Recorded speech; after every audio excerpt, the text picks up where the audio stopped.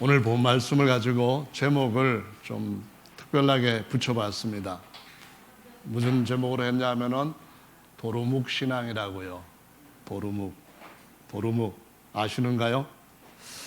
오늘 본문에 보시면은 구원을 받는 사람이 많습니까 적습니까? 제자들이 물었을 때에 좁은 문으로 들어가기를 힘을 쓰라라고 말씀하시면서 들어가기를 구하여도 들어가지 못하는 자가 오히려 더 훨씬 많다라고 말씀을 하셨습니다.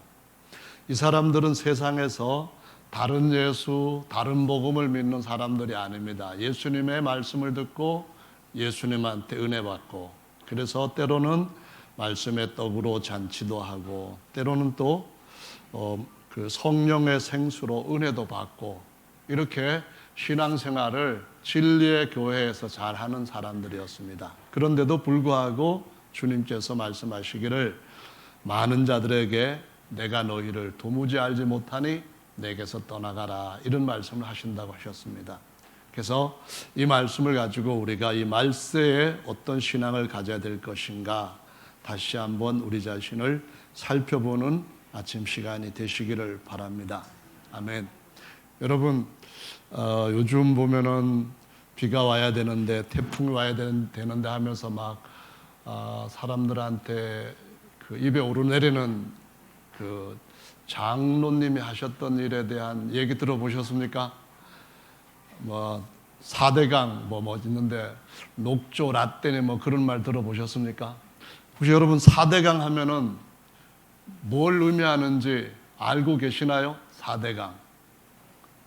제가 아침에 식사하면서 제 아내한테 4대강이 뭐냐 물었더니만 한강, 낙동강, 금강, 섬진강 뭐 이렇게 뭐 영산강 이래 하더라고요. 근데 그런 정도를 묻는 것은 초등학교 학생들끼리 묻는 거지 부부지간에 묻는 게 아니잖아요. 더구나 목사하고 사모가 대화를 할 때는 그렇게 대답을 하면 안 되죠. 어떻게 해야 되느냐면은 4대강을 제가 제대로 가르쳐 드리자면은, 하나는 예배 대강. 하나님이 예배 드리는 자를 찾으신다 했는데 예배를 대강 드리는 것이 예배 대강이에요. 네, 두 번째로는 기도 대강, 전도 대강, 봉사 대강, 대강 하는 그런 신앙이 바로 이게 4대강이라는 건데, 영적인 4대강이 말라버렸다라는 그런 의미입니다. 아까 우리가 찬송하실 때 보면은 하나님께서 이스라엘 백성들을 약속의 땅으로 인도해 가실 때에 거기에 대한 얘기하시면서 그 찬송을 한 것이 있죠. 생명 시냇가에서 길이 살겠네. 그런 그 시냇가에서 영원히 살기 위해서는 오늘 특송에서 말한 것처럼 무엇이 필요합니까? 그 영생수 갈망합니다. 그러면서 하나님의 영광의 물결에 쌓여서 이런 삶을 살아야만 주님께서 오실 때에 정말 주님 앞에서 우리가 영원히 기쁨과 생명을 누릴 수가 있게 된다는 건데요. 대강 하면은 신앙을 처음에는 가졌다가도 점점 후퇴하는 신앙이 되고 떨어지는 신앙이 된다는 겁니다. 그 낙동강이라든가 다른 강에 보면은 지금은 물을 흐르지 않도록 막아두었기 때문에 거의 녹조가 엄청나게 발생하고 독소도 많이 생기고 또 그 안에 살던 고기들도 많이 죽었다고 나옵니다. 거의 씨가 말랐다 할 정도로 그런 얘기를 하는데요. 낙동강에서 한 60년 넘게 그물질을 통발질을 해왔던 한 유점길이라고 하는 71세 할아버지가 하는 얘기가, 예전에는 이 강에 붕어, 잉어가 엄청나게 많았는데 지금은 통발을 내려도 그물을 내려도 잡히는 게 없대요. 왜 이 말씀을 드리는가 하면은 주님이 오실 때는 언제라고 비유했냐면은 그물을 끌어올리는 때라고 말씀을 하셨어요. 그런데 주님이 오실 때가 되면은 우리가 살고 있는 이 환경이 처음에 우리가 믿을 때보다 몇십 년 전보다 훨씬 더 신앙생활하기 어려운 녹조 라떼 같은 또는 독소 같은 그런 것들이 점점 더 만연해지는 그런 영적 상태가 될 것이라는 겁니다. 그래서 끌어올린 데 보면은 조그만 고기라든가 못 먹는 새우라든가 벌레, 사급수에서 나오는 뭐 지렁이 이런 것들이 올라오고 팔 수 있는 것은 하나도 없다고 그렇게 얘기합니다. 4대강을 개발할 때는 처음에 한 390만 원 정도 보상을 가부당 해주고 그 2차 할 때는 조금 더 그보다 못하게 해주면서 2016년 9월만 되면은 강이 완전히 살아날 것이다. 그렇게 했는데 한 달 채 안 남았는데 강이 살아날 가능성은 정말 없다고 하면서 이 유점기르라고 하는 어부가 하는 얘기로는 만약 지금보다 고기가 더 많이 잡히면은 내 목을 내놓겠다. 그런 식으로 얘기를 한다고 합니다. 이 말은 앞으로 우리가 신앙생활을 하는 것이 더 쉬워질 것이다. 그렇게 장담하는 사람은 어리석은 사람이라는 겁니다. 지금 우리가 신앙생활을 더 강하게 본래 궤도까지 올려놓고 그대로 가지 않으면은 우리 신앙을 잃어버릴 수 있다고 하는 것을 의미하는 것입니다. 그래서 저와 여러분들이 주님을 섬기는 신앙에 좀 더 신실한 그런 충성된 모습을 보이는 그 믿음을 우리가 지금 할 수 있는 이런 좋은 때에 더 해야 되는 줄로 믿으시기 바랍니다. 도루묵 신앙이라고 하는 이름을 제가 아까 말씀을 드렸는데 도루묵이 뭔가요? 도루묵에 대해서 유래라든가 뭐 다른 그런 것들을 들어보셨나요? 도루묵이 뭡니까? 죽을 쓰려고 했는데 도루묵이 되어버렸다 그런가요? 이 도루묵이라고 하는 것은 고기입니다. 한자로는 이 고기를 목자를 써서 눈목자로 부르기도 하고 나무목자로 부르기도 합니다. 그런데 이것이 도루묵이 된 그 유래는 이렇게 나옵니다. 인조 때에 임진왜란 이것 때문에 저쪽 북쪽으로 피신을 갔는데 피난사리에서 반찬에 올라오는 것들이 거의 먹을 만한 것이 없었답니다. 그래서 어떤 어부가 고기를 잡아다가 왕 앞에 이제 드렸는데 그 고기를 먹고 임금이 얼마나 맛있는지 이 고기 이름이 뭐냐 물었더니 네, 모고라고 합니다. 그랬는데 그 어떻게 그래 촌스러운 이름이냐. 그래서 내가 이름을 다시 한번 하사하겠다 해가지고 은빛이 난다 해서 은어라고 이름을 하사를 했답니다. 근데 이제 인조가 다시 환궁을 하게 되고 예전에 피난 시절에 먹었던 그 은어가 너무 생각이 나가지고 여봐라 전에 잡았던 그 은어 좀 상에 올려라 해가지고 은어를 이제 좋은 걸 골라서 잡아다가 요리를 해서 그 임금님의 수라에다 올렸죠. 근데 먹어보니까 맛이 옛날 그 맛이 아니더랍니다. 이게 그 고기가 맞냐 그랬더니만 네 상감마마 확실히 그것이 은어이옵나이다. 은어입니다. 그랬더니만 무슨 이것이 은어란 말이냐. 도루묵이라 해라.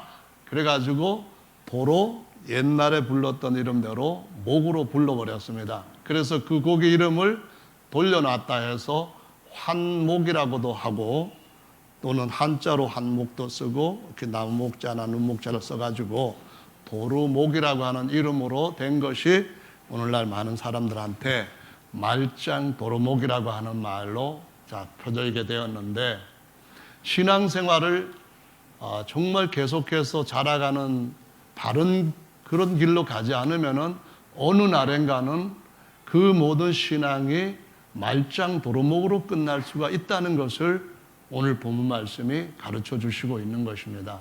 그렇기 때문에 저와 여러분들이 하나님 앞에서 더 칭찬받을 수 있는 온전한 믿음으로 나갈 수 있도록 우리의 믿음을 잘 관리를 하고 주님 앞에서 선 그날 정말 칭찬받는 저와 여러분들이 되시기를 예수님의 이름으로 축원합니다. 지금이 바로 더 그것을 조심해서 집중해야 될 때입니다.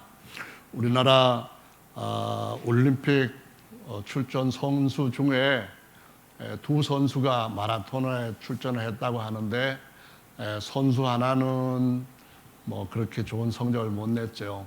뭐 중간보다도 더 밑에 선수인데 이 선수는 갑자기 아버님이 돌아가셔가지고 그런 상중에 달리기를 하고 뭐 제대로 관리를 못했다나 봐요.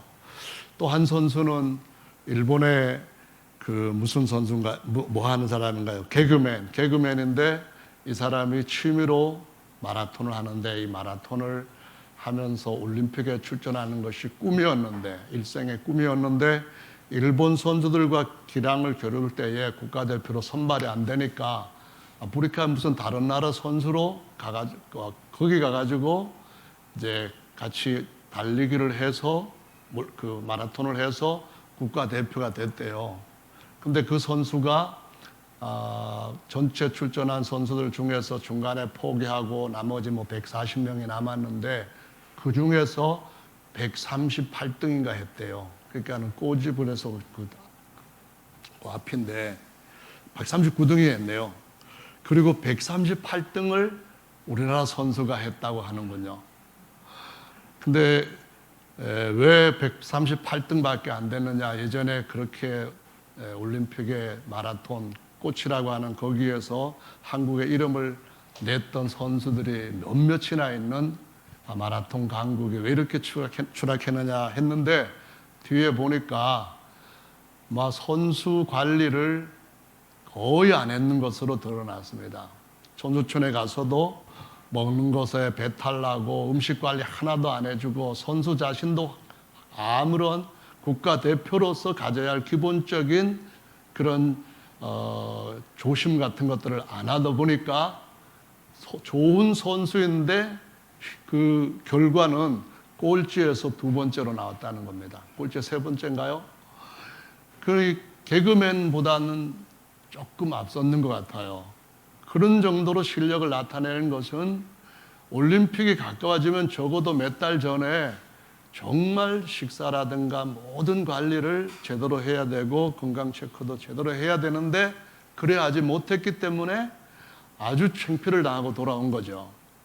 그것은 우리가 신앙생활을 할 때에 우리의 주님 맞이해야 할 준비할 때에 준비하지 아니하면은 똑같은 결과를 맞을 수밖에 없다는 것을 보여주는 거예요. 그렇지 않습니까? 그러니까 이제 우리가 더 깨워서 근신하며 예전에는 좀 조심하지 않아도 됐던 것이라 할지라도 이 올림픽이 석 달 남았으면은 1년 전에 하던 행동대로 하면은 안 된다는 거예요. 정말 더 조심해가지고 준비하는 삶을 살아야만 그 영광스러운 예수님 오실 때 우리가 그 영광의 예수님의 모습과 같이 병케되는 엄청난 복을 받게 될 줄로 믿으시기를 바랍니다. 노아 때에도 보면은 몇십 년 동안 방주를 짓는데 그때 당시에 방주를 지었던 사람이 처음서부터 노아의 가족만은 아니었을 거예요. 워낙 큰 공사였고 또 사회적으로 굉장한 이슈를 가져다 주는 공사였습니다.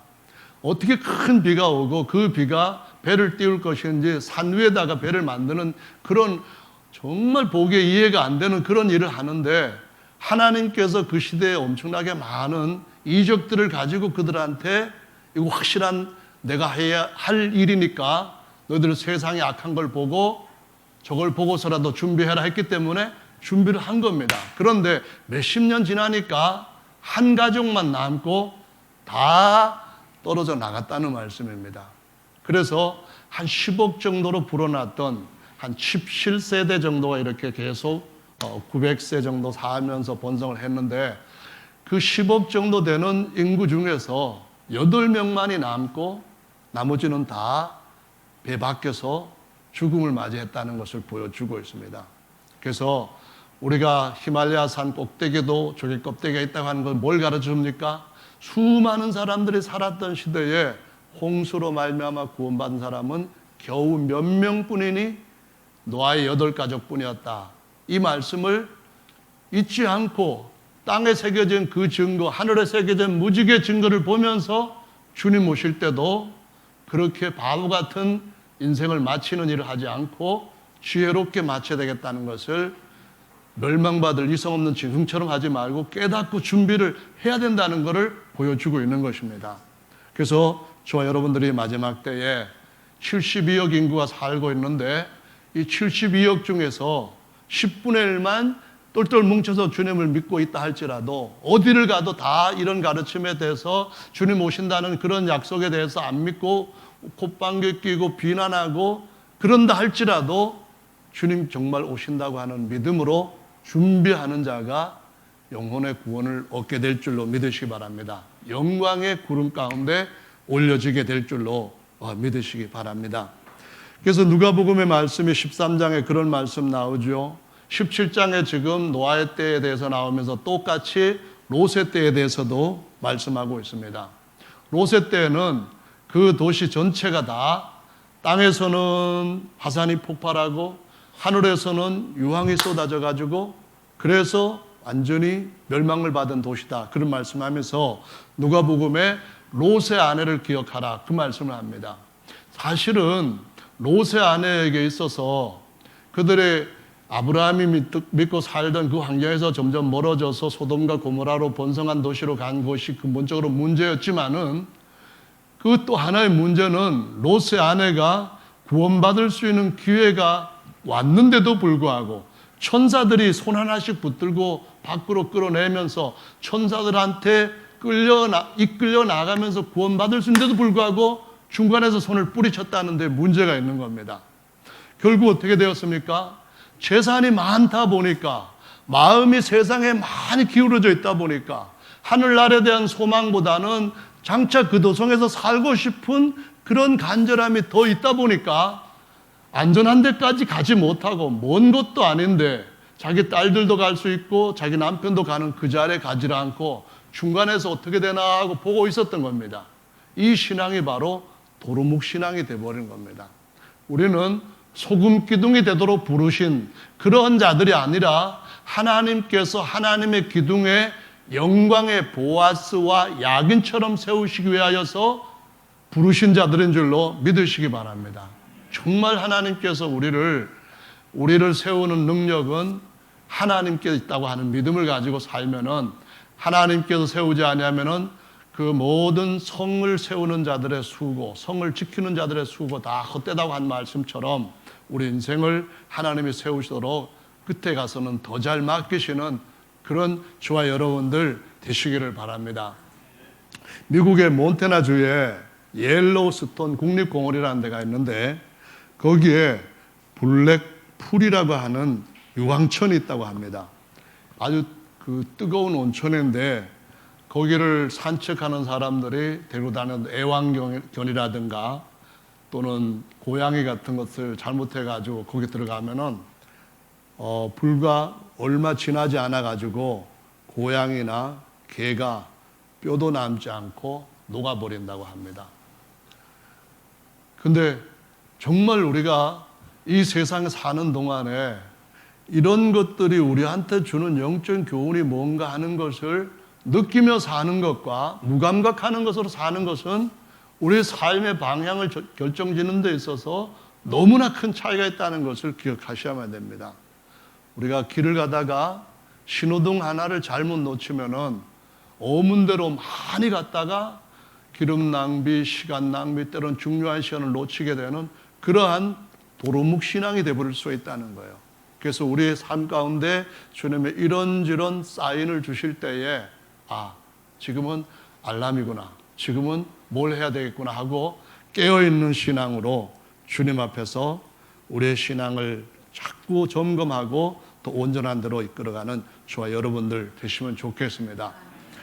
지구 온도가 땅속 깊은 곳의 온도는 한 섭씨 6,000도 정도 된다고 하는데요. 이 온도는 태양의 표면 온도와 거의 같다고 얘기를 합니다.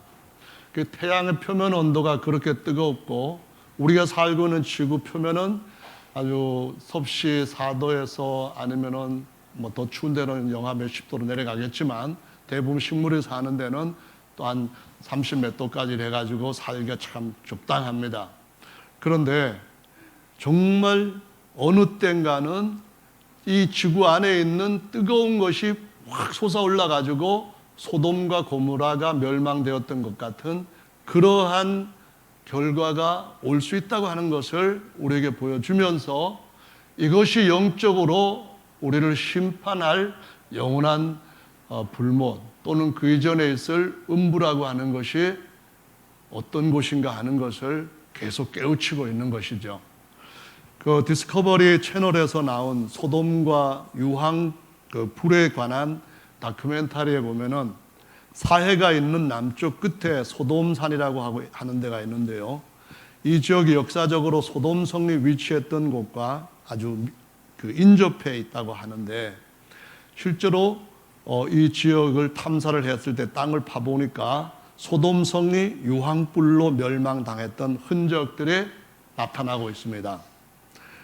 적어도 5개 도시가 유황불로 인하여서 그러니까 화산재가 터지고 위에서 막 불이 내리고 해가지고 멸망을 받아 죄로 변해버렸고 그로 인해서 고고학자들이 성경 고고학자들이 그 땅을 계속 파내려 갔을 때에 유황 흔적들, 죄로 대한 여러 가지 유물들 이런 것들이 쭉 나와서 소돔과 고모라가 유황불에 멸망했다는 것이 확실히 땅에 증거로 남아 있구나. 그러니까 우리도 마지막 때 주님이 하신 말씀대로 이걸 거울 삼아서 주님 앞에 설 수 있을 때까지 신앙생활을 바로 하자.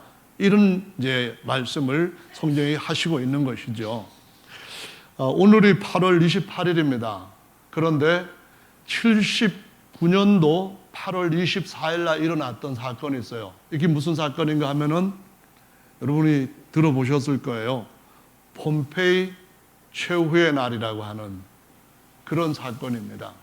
영화에도 나왔다고 하는데 79년 8월 24일 날 로마에서 가장 번성했던 도시 폼페이가 헤르쿨라네움과 함께 완전히 화산재에 덮여버렸습니다. 그 화산재 어디서 나온 겁니까? 그 밑에 3,500도에서 6천만 도 되는 6,000도 되는 그 밑에 뜨거운 것들이 터져 나와가지고 솟았다가 탁 타버린 겁니다. 그런데 이 폼페이가 어떤 도시였는가 하면은 이탈리아 남부에 있어서 아주 그 살기 좋은 유명한 그런 도시였는데 거기에 휴양 도시로서 성적으로 타락할 대로 타락한 사창가가 아주 즐비해 있고 심지어 정말 그 발굴되어 있는 유물들에 보면은 그런 남녀 또 남자 여자 그런 모습들을 그 관계를 맺는 모습들을 벽에다가 새겨 넣어 가지고 이렇게 우리가 이렇게 참 멋지게 살고 있다 해가지고 자랑하고 했던 그런 도시였습니다. 근데 그날 그 설에 의하면은 폼페이에 최후가 온 그날도 어떤 도시가 어떤 그 기획을 했는가 하면은 축제를 벌이게 되는데 이 축제에서 길거리에서 난잡하게 그러니까는 그룹으로 막 이렇게 하는 거예요. 말로 할 수 없을 정도로 하는 그런 일들을 기획을 했는데 그날 불이 쏟아져 가지고 폼페이가 완전히 재가 되어버렸다는 그런 얘기입니다. 그러니까 추후 79년이면은 그리 오래된 것도 아니죠.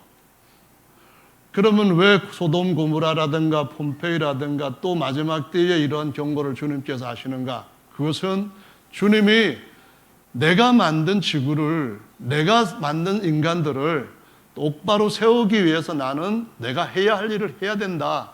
그러니까 좀 똑바로 살아라. 이것을 계속 경고하고 있는 것이라고 보시면 됩니다. 우리나라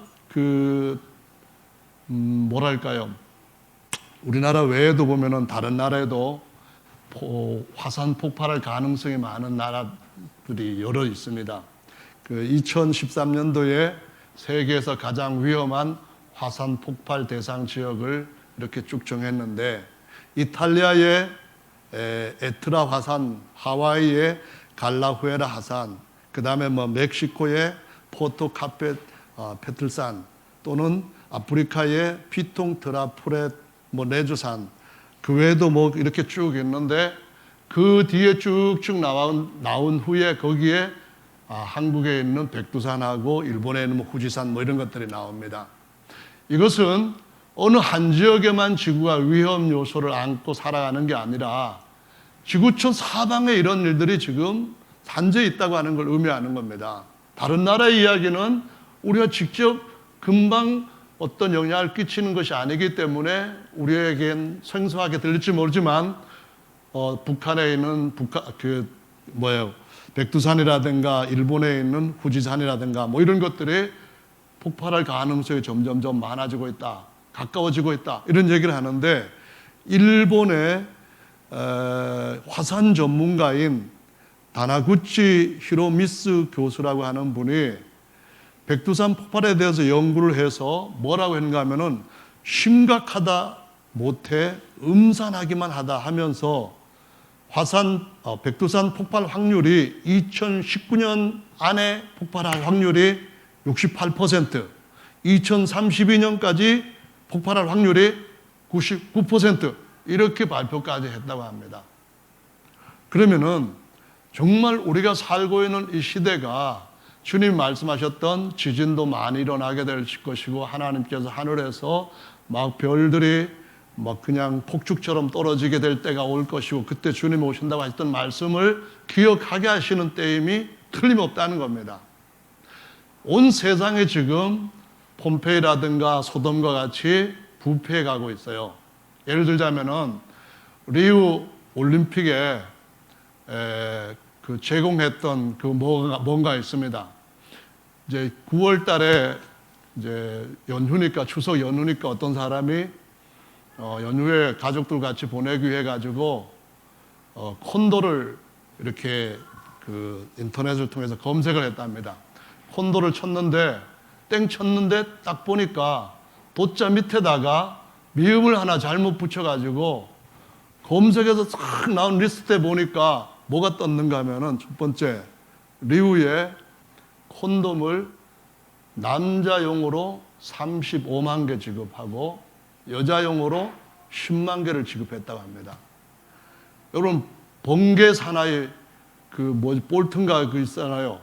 원래 번개가 전압이 얼마인가 하는 것을 볼트로 합니다. 100볼트, 220볼트 하는데 이 친구가 약혼자도 있으면서도 불구하고 다른 여자랑 같이 침대에서 벚꽃 찍고 또 어디 술집에 가갖고 춤추다 같이 찍고 그게 나갖고 또 얼굴에 먹칠을 했잖아요. 세상에 세계적인 축제라고 하는 그 축제장이 뭔가요? 35만 개에다가 10만 개를 공급해가지고 그걸 다 쓰겠느냐 그냥 했지. 그런데 2000년도 시드니에는 7만 개를 공급을 했는데 그 7만 개가 부족해가지고 나중에 2만 개를 더 추가로 제공했답니다. 2000년도에서 2016도 오는데 벌써 몇 배나 불어났습니다. 앞으로 우리 자녀들이 우리 나이보다 조금 덜 먹은 그런 때가 될 때에 세상이 어떻게 될 것인지는 불을 보는 것처럼 뻔한 거란 말씀이에요. 제가 무슨 얘기를 합니까? 우리는 신앙인이에요. 우리는 하나님께서 지금까지 인류 역사에 어떻게 역사에 오셨고 이제 그 마무리를 어떻게 할 것인지를 지식을 따라서 천기를 아는 사람들입니다. 대비하는 방법도 아는 사람들이에요. 그럼 어떻게 됩니까? 결국 내 신앙은 내가 지켜야만 됩니다. 내가 처음에 신앙생활 할 때에 힘들고 어려웠을 때 주님 믿고 주님 의지하면은 주님께서 길을 열어주시고 도와주셔서 평안한 삶이 될 때에 그리고 나서부터는 전에 먹었던 신앙의 맛이 제대로 안 나오는 거예요. 라오디게아 교회처럼 다른 것들이 좋아지게 되면은 주님은 내 생활에 간섭하지 마세요. 그렇게 문을 닫아버리고 자기 삶을 찾아가는 거예요. 그러다 보니까 이거 믿어봐야 도루묵이다. 그래서 진짜 도루묵이 돼버리는 겁니다. 어려웠을 때는 없었을 때는 은어라고 하는 고기로 불릴 만큼 정말 맛있었고 그 기억에 정말 그 고기야말로 목이라고 불러서는 안 될 만큼 귀한 고기야. 그랬었는데 이 왕궁에 돌아와가지고 먹을 것이 더 즐비하다 보니까 옛날 그 추억의 고기가 그 고기가 아니라는 겁니다. 그래서 도루묵 신앙이 만들어진다는 거예요. 그래서 저와 여러분들이 어떻게 해야 되느냐 하면은 이 시대가 어떤 시대인지를 알고 깨워서 제발 좀 세상에 우리를 어항에 놨다 하고 세상신 우리를 서서히 신앙을 빼앗아가는 가열질을 할 때에 그 가운데 있으면 안 된다는 겁니다. 뛰쳐나와서 주님께서 우리로 하여금 헤엄치게 하는 은혜의 바다로 아니면은 갈릴리 바다에 같은 그런 곳으로 우리 신앙을 바로 세워야 된다는 말씀입니다. 그러니까 약속의 땅에는 두 개의 아주 특이한 물고인 바다가 있습니다. 하나는 갈릴리 호수인데 워낙 풍성하다 보니까 바다라고 부릅니다. 그래서 갈릴리 바다 이렇게 부르는데요. 거기는 여러 가지 고기들이 다 잘 살고 어부들한테 풍성한 고기들을 제공하고 있습니다. 거기서 물이 흘러내려가고 요단강을 이루게 되고 그 다음에 밑에 고이는 강이 사해라고 하는데 말 그대로 죽음의 바다입니다. 거기는 더 이상 물을 내보내지 않고 받아들이기는 하는데 결국 다 썩어버리는 거예요. 4대 강이 오늘날 더 이상 식수원으로 쓰이지 못할 만큼 심각하게 오염됐기 때문에 해결해야 되는 방법은 태풍이 와야 된다 그렇게 합니다. 태풍이 오면 왜요? 그러면은 방류를 한다는 겁니다. 방류를 해서 고인물을 흐르게 할 때 비로소 녹조라든가 아니면은 독소 같은 것들이 없어지고 물이 교체가 된다는 겁니다. 우리의 신앙이 주님 앞에 예배할 때에 우리 안에 있는 걸 계속 퍼내야만 됩니다. 기도할 때도 계속 퍼내야만 돼요. 우물이라고 말할 때 퍼내지 않으면은 어느 땐가는 우물의 근원이 나오지 않기 때문에 나가는 쪽으로 계속 물길을 찾다가 바닥에서는 다른 곳으로 물이 흐르고 흐르던 샘은 멈추게 되는 겁니다. 그렇기 때문에 사막이 만들어졌는데 사막은 예전에는 아프리카 사하라 사막이나 이런 곳에서는 예전에는 정말 많은 것들이 사시사철 그냥 밀림으로 팍하게 채워졌던 그런 곳입니다.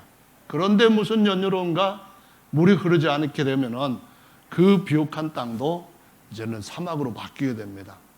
그걸 우리가 보면서도 너희 속에 흐르는 강이 있는지 너희 속에 샘물을 푸는 일이 계속 지속되고 있는지 주님이 계속 물어보시는데도 우리는 그냥 거기에 대한 관심은 없습니다.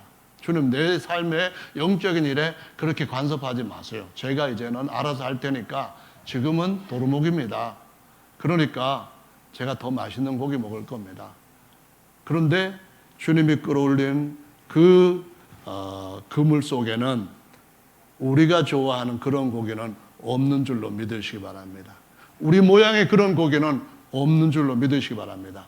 나쁜 것들밖에 없어서 버림을 받을 것이다 라고 말씀을 하시고 있기 때문에 저와 여러분들이 주님 오시는 그날 가까이 오고 있는 걸 볼수록 한 이 세대가 가기 전에 이 모든 일이 이룰 것이다. 주님이 그렇게 말씀하시면서 천지는 없어져도 내 말은 없어지지 아니하고 다 이루리라. 그렇게 말씀하셨다면은 적어도 다른 일보다도 이 일에는 우리가 힘을 써야 되는 줄로 믿습니다. 138등 그거 하면 안 되겠죠. 적어도 우리가 주님 안에서 썩지 아니할 면류관 받을 수 있는 승리하는 신앙으로 주님 앞에 나가게 되기를 예수님의 이름으로 축원합니다. 성경에 보면은 주님이 제자들한테 이런 말씀을 대답하지 아니하셨어도 제자들이 성경만 읽었다면은 다 알 수 있는 분명한 명제예요. 분명한 질문의 답입니다. 예를 들자면은 한번 보십시오. 성경 말씀에 보면은 사도행전 7장에 38절 말씀에 광야 교회라는 말씀이 나옵니다. 그 광야 교회라는 말은 이스라엘 백성들이 애굽에서 나오는 거, 그리고 요단강을 무슨 강이죠? 홍해를 건너는 거. 그리고 난 뒤에 약속의 땅까지 가는 40년의 삶. 이것이 바로 우리가 신앙생활을 하는 모습을 내 속이 어떤지, 내 속이 물 안 흐르는 광야인지, 내 속에 생수가 어디서 나와야 되는지, 내가 무엇을 해야 될 것이고, 내가 뭘 먹고 살 수 있는지를 보여주는 그때 사람들의 눈으로 볼 수 있고 손으로 만질 수 있고 피부로 접촉해서 알 수 있는 것으로서 우리의 영적 세계를 비춰주고 있는 거울이라고 말씀합니다. 그들이 그렇게 하면은 성공하고 그들이 그렇게 하면은 실패하고 그런 것처럼 우리들도 그 거울 보면은 우리의 성공 실패를 가늠할 수 있다는 것을 보여주는 것입니다. 그런데 고린도전서 10장의 말씀에 보면은 하나님께서 저희의 다수를 기뻐하지 아니하신 거로 광야에서 멸망을 받았다, 그렇게 말씀합니다. 60만 3,550명이 계수를 받았다죠. 20세 이상에. 그런데 두 번째 계수를 했을 때 그때는 60만 3,550명 중에서 2명만 남았습니다. 약속의 땅에 들어간 사람은 계수받은 사람 중에 2명만 남았다고 그렇게 말씀합니다. 그것이 뭐라 했습니까? 광야교회가 오늘날 우리 현실교회의 거울이라는 겁니다. 그래서 그 거울을 보고 어떻게 하라고요? 저희 중에 원망하다가 사람들이 멸망당했는데 너희 원망하지 말라. 왜? 그들 원망하는 것처럼 우리들도 생활 가운데 주님이 뭐 안 해주시고 뭐 안 해주시고 내가 이렇게 신앙생활하는데 뭐가 기분 나쁘고 뭐가 안 좋고 뭐 이런 식으로 해서 계속 할 때에 그 거울 보면서도 그 사람들이 이렇게 해가지고 저렇게 됐네 깨닫지 못한다고 한다면은 소경 아니면 바보라는 겁니다. 영적 소경이 아니면은 무지한 멸망받을 짐승과 같다는 것을 말씀하시고 있는 겁니다. 우리가 사례를 보고 샘플을 보면은 그러면은 그 전체적인 결과가 어떨 것인가 하는 것을 저울질할 줄 알아야 되고 결론을 내릴 줄 알아야 됩니다. 그래서 저와 여러분의 신앙을 잘 잡는 그런 믿음으로 살아야 될 때가 바로 지금이요. 여름철 이렇게 느슨해졌던 신앙을 다잡아야 될 바로 지금인 줄로 믿으시기 바랍니다. 9월 달부터 다시 한번 신발끈을 단단히 매고 허리띠도 다시 한번 더 단단하게 동여매는 저와 여러분들 되시기 바랍니다.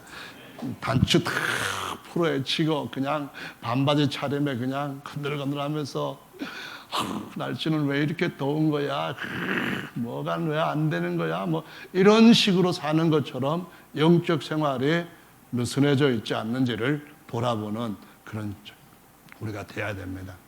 어느 정도로까지 우리가 조심해서 기준에 이르려고 애를 써야 되냐? 그것이 일벌백계로 초기에서 주님께서 보여주신 기준이 있습니다.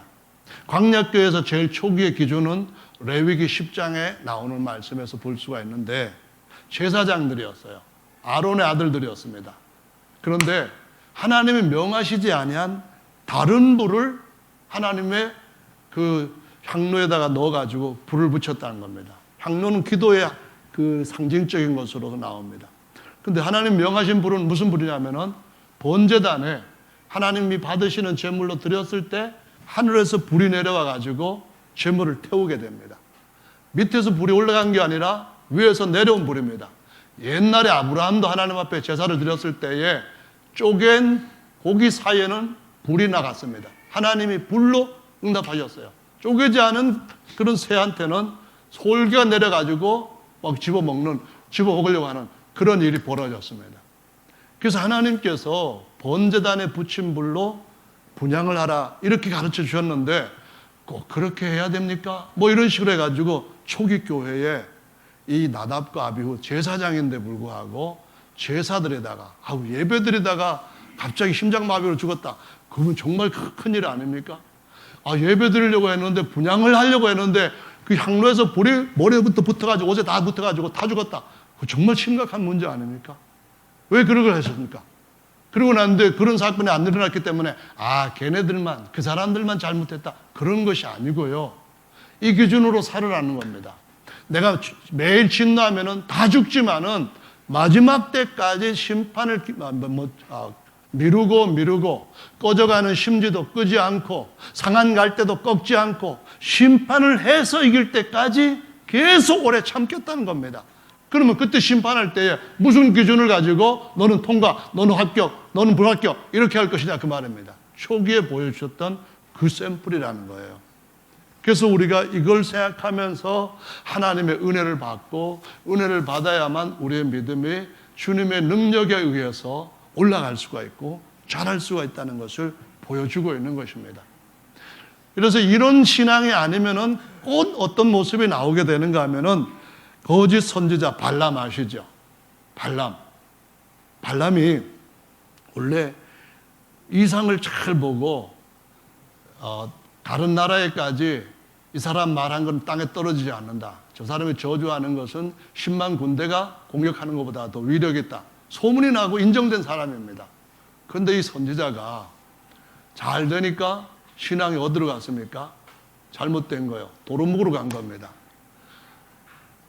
아니, 그를 위하여서 좋은 자리 주고 뭐 주고 이렇게 해주겠다고 하는 그 얘기를 딱 듣고서는 하나님 앞에 기도를 합니다. 하나님 갈까요 말까요? 그 사람 하나님 섬기는 사람이었습니다. 하나님 앞에 묻고 응답받고 하는 선지자였습니다. 그날도 하나님 앞에 기도를 한 거예요. 정말 웃기죠? 근데 저와 여러분 모습이 거기에 같이 겹칠 수가 있다는 겁니다.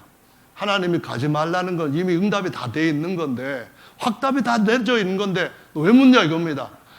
그냥 물어본 거예요. 하나님 제가 몰라서 물은 게 아니고 또 하나님이 또 변하셨는가 해갖고 물어본 것도 아니고요. 그냥 물어봐서 됐어요. 그냥 이제 엄두가 나죠 뭐. 그랬는데 또 오니까 더 많은 거 주겠다고 오니까 또 그렇게 나옵니다. 하나님께서 그래 가라. 그런데 내가 시키는 말만 해라. 이야, 하나님 앞에 응답받았다. 할렐루야. 역시 하나님은 두드리면 열어주신다. 가는데 어떤 일이 일어났습니까? 나귀를 타고 시간이 촉박해가지고 빨리 가자고 이랴 빨리 가자. 빨리 안 가면 내가 너를 이고 가겠다고 이랴 하고 막 가는데 근데 갑자기 나귀가 팔을 팍 뻗고 그냥 안 가는 겁니다. 이것이 지금 바빠서 지금 시간이 없는데 뭐 하고 있는가 하면서 막 지팡이로 때립니다. 그런데 나귀가 갑자기 말을 합니다. 왜 때려요? 지금까지 내가 주인님 말 안 들은 게 뭐가 있다고 지금 내가 이렇게 열심히 주인이 먹고 왔는데 왜 때립니까? 했더니 지금 뭐 하고 있는 거냐 이겁니다. 빨리 가야 되는데 그때 하나님께서 나귀 눈만 여신 게 아니고 선지자 눈도 열어 보이셨습니다. 나귀가 먼저 보고 말하는데 나귀가 사람 말까지 하는데 선지자 알아듣지 못하고 눈이 멀어 있다는 그 말씀하십니다. 이것이 계시록에 나와 있는 바로 서머나 교회의 다음 이어지는 버가목 교회에 나오는 발람의 이야기가 그대로 거기에 나옵니다. 그 교회가 바로 똑같은 길을 걸었다. 그런 말씀을 하시고 있는 겁니다. 그래서 결국은 이 선지자가 끝내 그 욕망을 버리지 못하고 이스라엘을 저주하는 법을 가르쳐 줬습니다. 세상과 작하고 간음해라. 우상한테가 절하해라. 그러면은 저들을 다 망할 테니까 모압 왕이요. 그거만 만들어주면은 그 환경만 세팅해주면은 이스라엘은 저주받습니다. 그러고는 돈 받고 결국은 여호수아한테 죽어버립니다. 여러분 정말로 중요한 것은 우리가 하나님 앞에 시작을 잘한 것보다도 마침을 잘해야 되는 줄로 믿으시기 바랍니다. 아무리 옛날에 환상을 보고 계시를 듣고 하나님 앞에 헌신해서 모든 걸 다 드리고자 했다 할지라도 그것이 그렇게 마지막까지 그것 때문에 하나님 나라에 안전하게 들어갈 수 있는 게 아닙니다. 처음에는 못했다 할지라도 나중된 자가 먼저 된다고 하는 말씀처럼 끝까지 계속 경주를 잘해야 되는 저와 여러분들인 줄로 믿으시기 바랍니다. 아멘. 다윗도 보시면은 도루묵 신앙에 대한 한 모습을 보여줍니다. 기한 여아림에 아비나답은 블레셋에서 돌아온 법궤를 20년 동안 자기 집에 모셨던 레위인입니다. 제사장 집안이에요. 그런데 다윗이 예루살렘에다 장막을 세우고 법궤를 모셔오려고 3만 명을 뽑아가지고 이제 아비나답의 집에 옵니다. 근데 아비나답의 집에서 제사장의 아들 중에 누가 그것을 어떻게 가지고 오냐면은 쇠술에다 싣고 아비나답의 아들 우사와 아효가 양쪽에 소를 몰고 그 수레에 실은 법궤를 가지고 나옵니다. 나아곤의 타작마당에 이르렀을 때 소들이 막 펄떡펄떡 뛰니까 뒤에 걸려있는 수레가 정말 그 큰일 날 정도로 막 요동을 하는 겁니다. 그래서 위에 실어놓은 법궤 떨어지지 않도록 그 아비나답의 아들 우사가 법궤를 딱 잡았습니다. 근데 그 자리에서 죽임을 당했습니다. 20년 동안 법궤를 모셨던 사람들이에요. 아니, 이스라엘 백성들이 법궤가 돌아오기를 정말 사모하고 그래서 그 법궤를 모셔갖고 오는데 20년 동안 대를 이어서 충성하면서 법궤를 모셨던 그 웃사가 법궤를 떨어질까 봐 보호한다고 하는 마음으로 잡았는데 그 자리에서 죽었다는 겁니다. 다윗이 겁이 나가지고 그것을 오베데돔의 집으로 다시 모셔갔습니다. 메고 들어가서 오베데돔의 제사장 집에 뒀는데 석 달 만에 오베데돔의 모든 집에 복이 내렸다고 말씀합니다. 20년 신앙생활하고도 아들 죽는 이 도루묵 신앙과 하나님 말씀대로 하면은 석 달 만이라도 복을 받는 오베데돔의 신앙, 우리가 여기서 뭘 배워야 되겠습니까? 하나님 말씀대로 끝까지 가는 겁니다.